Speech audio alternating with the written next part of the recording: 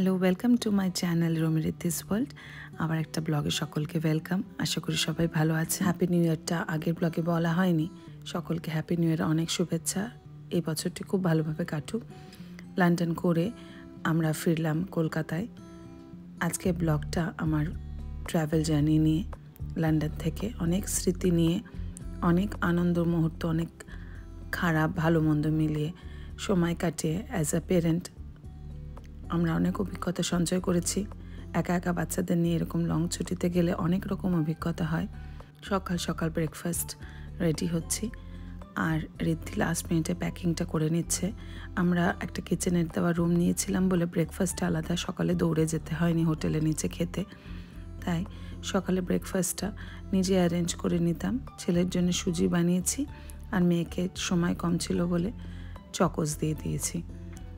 বেরিয়ে আমরা ইচ্ছা আছে গিয়ে নেমে লঞ্চে খেয়ে নেব। ফ্লাইটটা 1:25, আর আমরা যাচ্ছি কলকাতা, ফিরছি আর কি গ্যাটউইক থেকে, হিথ্রো থেকে না। আমরা ফেরার সময় স্ট্যানস্টেড থেকে লন্ডন নেমেছিলাম আর কি, স্ট্যানস্টেড এয়ারপোর্টটা। যাওয়ার আগে লাস্ট মোমেন্টে একটু লন্ডনের টাওয়ার ব্রিজটা দেখে নিলাম। বাইরে -1 ডিগ্রি সেন্টিগ্রেড, মানে এত ঠান্ডা, বরফ পড়েছে। বরফ পড়ার ছবিটা রাতে পড়েছে বলে সকালে সিটির মধ্যে গলে গেছে। প্রত্যেক দিন সকালে এই দৃশ্যটা দেখতাম, এখন থেকে আর দেখবো না। কলকাতা ফিরে আবার সেই আমাদের কলকাতার ছবি, যেটা আমার অনেক ভালো লাগার জায়গা। কলকাতাকে অনেক মিস করেছি, কিন্তু যাওয়ার আগে আমার এই কিচেনটা এই কদিন আমাকে অনেক স্বাদ দিয়েছে। আর কিচেন থেকে উইন্ডোটায় রান্না করতে করতে আমি দেখতাম এই সিনটা, লন্ডনের এই রাস্তার লাল বাসগুলো, সেগুলোকে আমি খুব মিস করব। ব্রেকফাস্ট খেয়ে প্যাক আপ করে আমরা বেরিয়ে পড়লাম। টাওয়ার ব্রিজের সামনেই আমি ছিলাম। এটা এয়ারবিএনবির মতন সেট আপ অ্যাপার্টমেন্ট, তবে এয়ারবিএনবি কোম্পানির থেকে নেওয়া না, আলাদাভাবে বুক করা এরকম অ্যাপার্টমেন্ট পাওয়া যায় লন্ডনে অনেক। তাতে অনেক বাড়ির মতন কমফর্ট ফিল হয়। আর ইচ্ছা মতন ঠান্ডায় বাইরে রেস্টুরেন্টে খেতে যেতে না ইচ্ছা করলে অসুবিধা নেই, বাড়িতে টুকটাক অ্যারেঞ্জমেন্ট করে খেয়ে নেওয়া যায়। এটা টাওয়ার অফ লন্ডন, এখানেই কোহিনূর হিরেটা আছে। তার সাথে আরও অসম্ভব সুন্দর সুন্দর হিরে আছে, কিন্তু সেখানে ফটোগ্রাফি বা ভিডিওগ্রাফি প্রহিবিটেড, তাই কোনো ছবি নেওয়া হয়নি। লন্ডনে 14 দিন কাটালাম, খুব ভালো লাগলো। অনেক দিন পর এসে অনেক অভিজ্ঞতা সঞ্চয় করলাম। এই হোটেলটা আমার পাশেই ছিল। প্রথমেই আমরা 7 দিন এই হোটেলে উপরের ডান দিকে রুমটায় ছিলাম। এটাও একটা অ্যাপার্টমেন্টের মতন, তবে এদের বুকিংটা একই কোম্পানির হোটেল অ্যাপার্টমেন্ট আর কি। শিফট করে দিয়েছিল 7 দিন, প্রথম হাফটায় ওখানে, সেকেন্ড 7 দিনটাও আরেকটা জায়গায়, যেখান থেকে আমি ছাড়লাম হোটেলটা, লাস্ট হোটেলটা। তো মোটামুটি 2টো হোটেলে ছিলাম। গ্যাটউইক এয়ারপোর্ট যেতে আমার সময় লাগলো 1 ঘন্টা 15 মিনিট মতন। আর এটা এমিরেটসে বিজনেস ক্লাস বুক করলে পিক অ্যান্ড ড্রপ ফ্যাসিলিটিটা ফ্রি থাকে। তো আমরা সেরকম বুক করে নিয়েছিলাম। পিক অ্যান্ড ড্রপটা ফ্রি ছিল, আর আমরা কলকাতা থেকে নিইনি, আমরা শুধু লন্ডন থেকে পিক অ্যান্ড ড্রপটা নিয়েছিলাম। তাতে হোটেল থেকে এমিরেটসই পিক করেছিল আমাদের। তো বিজনেস ক্লাস নিলে এটা সুবিধা হয়। নেমেই 1.5 ঘন্টা মতন লাগলো চেক ইন করতে। সিকিউরিটি জায়গাটা অনেকটা ভিড় ছিল। এখানে মারাত্মক সিকিউরিটি হয়, কোট, জুতো, হাতের লোহা থেকে শুরু করে সব খুলে একদম চেকিং করে। খেয়ে দিয়ে লাস্ট মোমেন্টে কিছু ক্যাডবেরি আর কিছু কসমেটিক শপিং করে নিলাম। সেটা একদম নামমাত্র বললেই চলে, কারণ অলরেডি ফ্লাইটে লেট হয়ে গেছিলো। আমার কোনো দিনই সেরকমভাবে এয়ারপোর্টে শপিং হয় না। আমার খুব শখ এয়ারপোর্ট হোটেলে একদিন থেকে পুরো এয়ারপোর্টে ডিউটি ফ্রিতে শপিং করব, কিন্তু সেটা হয় না। একবার কোনো একদিন এয়ারপোর্ট হোটেলে থাকবো দুবাইয়ে, তারপরে ওখান থেকে শপিং করে ফিরবো। এই যে গ্যাটউইক এয়ারপোর্ট থেকে কলকাতা বাউন্ড, আর বা স্ট্যানস্টেড থেকে কলকাতা বাউন্ড হলে ফ্লাইট ফেয়ারটা অনেকটা কম পড়ে, যেটা হিথ্রো থেকে অনেকটা চার্জ বেশি হয়ে যায়, টাইম টেকিং হয়।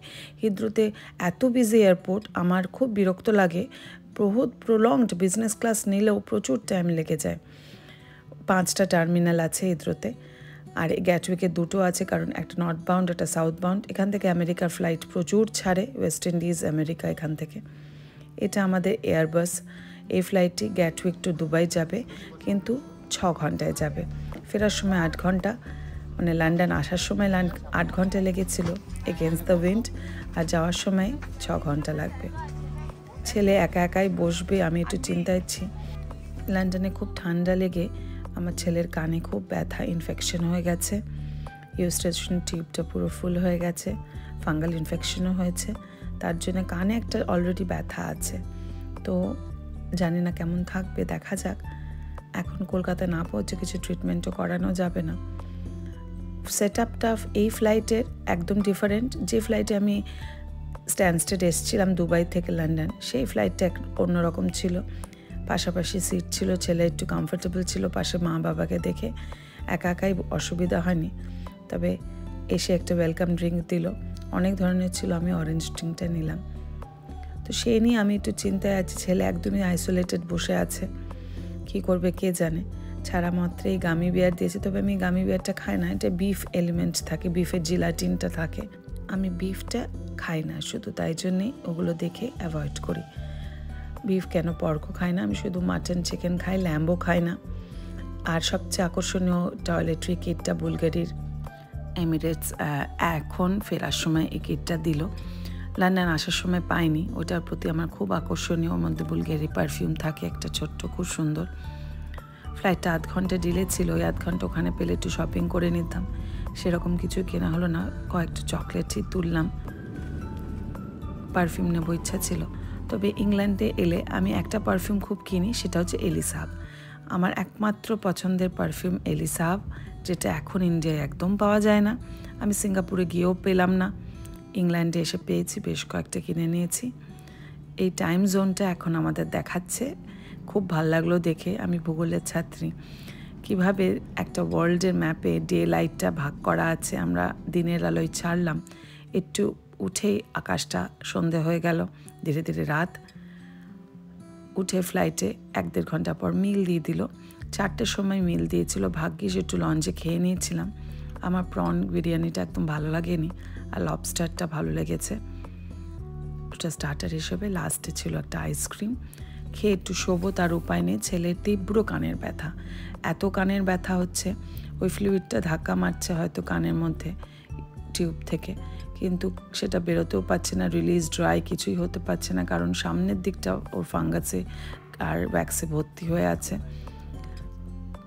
সে কাঁদতে কাঁদতে প্যারাসিটামল দেওয়া হলো ওকে, প্যানাডল, তাতে 1-2 ঘন্টা পরে এই ব্যথাটা প্যারাসিটামলে সেভাবে কমবে না যতক্ষণ না গিয়ে ওয়াশ করানো হবে কানটা আর ওয়্যাক্স এলিমেন্ট দেওয়া হবে। নাম্বার আগে একটু মুডটা ওর ভালো হয়েছে, 40 মিনিট মতন শুয়েছিল প্যানাডলের রিয়াকশানে। আর মেয়ে তো বিন্দাস, মেয়ে ফ্লাইটে উঠলে সবচেয়ে ভালো আরাম, সিনেমা দেখবে, খাবে, ওর একদম সবচেয়ে লেজার টাইম ফ্লাইটে উঠে আরাম। বাবা মা শাসন নেই, উল্টে বাবা মা বলবে যে টেক ইউর টাইম। ধীরে ধীরে এই দুবাইয়ের ক্লাউডের মধ্যে দিয়ে আমরা এবার ল্যান্ড করব। এত সুন্দর এই দৃশ্যটা আমার লাগলো, তাই আমি ক্লিপিংসটা শেয়ার করছি আপনাদের সাথে। মেঘের আড়াল থেকে সোনার শহর দুবাইকে দেখা যাচ্ছে, তবে এখন হয়তো বুর্জ খালিফাটা দেখা যাবে না, কলকাতা ফ্লাইটে উঠলে দেখা যাবে। আমাদের ফ্লাইট অলরেডি দুবাইয়ের আকাশে 40 মিনিট ঘুরেছে, ল্যান্ড করার হয়তো টার্মিনালটা পাইনি। আমরা দৌড়ে মানে এত দৌড়েছি, কানেক্টিং ফ্লাইটটা 1.5 ঘন্টা পর ছিল, দৌড়েই উঠে ফ্লাইটে জাস্ট লাস্ট কলে উঠেছি। তবে এই ফ্লাইটের এই রুটটা খুব ইজি, স্ট্যানস্টেড দিয়ে গিয়ে গ্যাটউইক দিয়ে ফেরা লন্ডনের, প্রায় অনেকটা টাকা কম পড়ে, আর ডিউরেশনটা সবচেয়ে ইজি। না হলে কলকাতার থেকে আইদার এয়ার ইন্ডিয়া দিয়ে বা এমিরেটস দিয়ে দুবাই হয়ে গেলে ডাইরেক্ট হিথ্রো নামলে অনেকটা টাইম লাগে। এই যে বুর্জ খালিফা দেখা গেছে, এই ফ্লাইটটা 3 ঘন্টা, কলকাতার এই ফ্লাইটটা 3 ঘন্টা 16 মিনিটের, যাওয়ার সময় 5 ঘন্টা 25 মিনিট লেগেছিল, ওইটা এগেনস্ট দ্য উইন্ড। উঠতেই একটা মোহিতো আর নাটস দিল, রাত্রির তখন 1:30 বাজে। খাওয়ার ইচ্ছা নেই, তবে আমার প্রচণ্ড খিদে পেয়েছে, ঘুমও পেয়েছে, খাওয়ার ইচ্ছা ওই জন্যেই নেই। কিন্তু আমি চেয়ে ব্রেকফাস্টটা, ওরা মর্নিংয়ে ব্রেকফাস্টটা দেয়, ডিনার আর দেয় না, সেটা চেয়ে অল্প খেয়ে শুয়ে পড়েছি। কারণ এমিরেটসের গ্যাটউইকে ফ্লাইটে আমি সেভাবে, ছেলে কাঁদছিল বলে খেতে পারিনি, আর প্রন বিরিয়ানিটা ভালোও লাগেনি আমার খেতে। খুব সুন্দর একটা অমলেট ওরা স্লো কুকড দেয়, এই স্লো কুকড অমলেট আমার খুব ভাল লাগে, একদম বেশি কাঁচা কাঁচাও হয় না আর ওভার ফ্রাইও হয় না।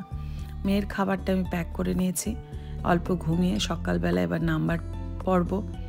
মোটামুটি আমাদের এই 12 থেকে 13 ঘন্টার জার্নি, আর যাতায়াত নিলে একটু বেশি।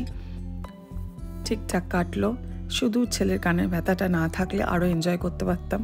এনজয় বলতে ফ্লাইটে একটু ঘুম, আমার ওই 6-7 ঘন্টা একটু ঘুম পেলে খুব ভালো হয়, কারণ সকাল 5টায় উঠে আমরা রেডি হয়ে ফ্লাইট ধরবো বলে অনেক তাড়া থাকে।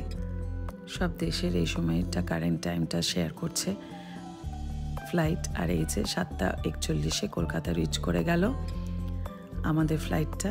কলকাতাকে এতদিন পর দেখে প্রচণ্ড ভালো লাগবে। আমার টেরেসটা আমি অনেক দিন দেখতে পাচ্ছি না, আমি খুব আপসেট। কি কেমন আছে গাছগুলো, ঘোরার আনন্দও যেমন ছিল, বাড়ির চিন্তাও তেমন ছিল। এখন আর ছেলের কানের ব্যথাটা অতটা নেই। তবে এমিরেটসের জার্নি আমরা খুব এনজয় করি। এথিহাডে যাইনি এখনও পর্যন্ত। ব্রিটিশ এয়ারওয়েজে গেছি, সাউথ আফ্রিকান এয়ারওয়েজে গেছি, অনেক জায়গা দিয়ে গেছি, কোয়ান্টাস দিয়েও গেছি। তবে আমার এমিরেটসটা খুব পছন্দ। ফাইনালি জার্নির পর, টায়ারিং জার্নির পর কলকাতা শহরকে দেখে খুব ভালো লাগলো। ঠান্ডাটা লন্ডনে কনকনে ঠান্ডার পরে কলকাতার আরামদায়ক ঠান্ডাটা আশা করি উপভোগ করব। ব্লগটা আজকে এখানেই শেষ করছি। দেখা হবে আপনাদের সঙ্গে আরেকটি ব্লগে। ব্লগগুলো ভালো লাগলে একটু লাইক, শেয়ার অ্যান্ড সাবস্ক্রাইব করবেন।